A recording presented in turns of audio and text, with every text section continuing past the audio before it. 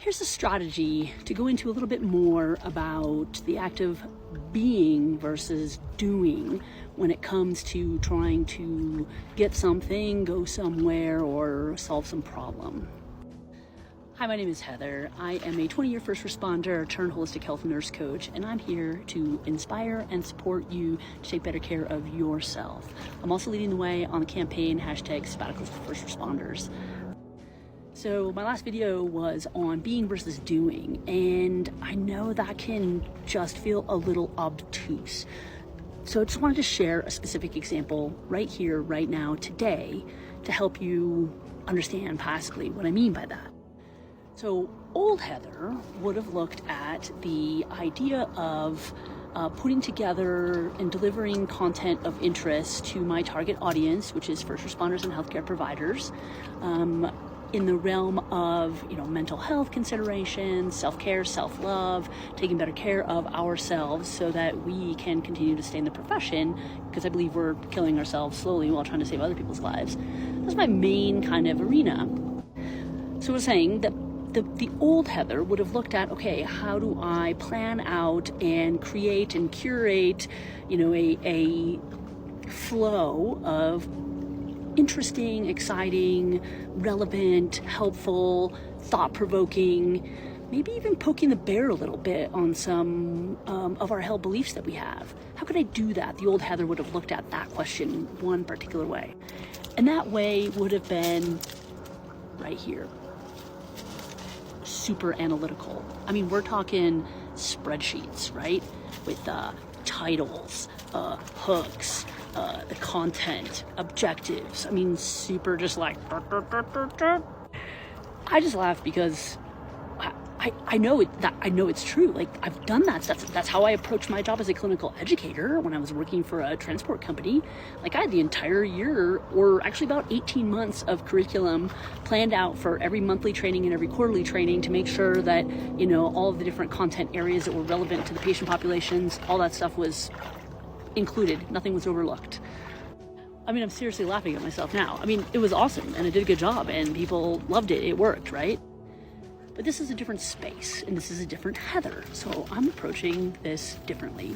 I had a friend and colleague in a business mentorship program that in which I am a participant in, asked me about my TikTok content. She said, are you scripting it? Do you have it written out? Like how are you doing it? And I was like, actually, no, I'm not. And the old Heather would have looked at these videos and found my grammatical slip-ups, my ums, my huhs, my whatever, all the imperfection that would have paralyzed me and not gotten me to actually produce any content because I was so worried about everything being perfect and aligned with my curriculum goals. But I made a conscious decision to do something different. And for this is what I'm talking about instead of the do-ership that I was describing in my clinical education job.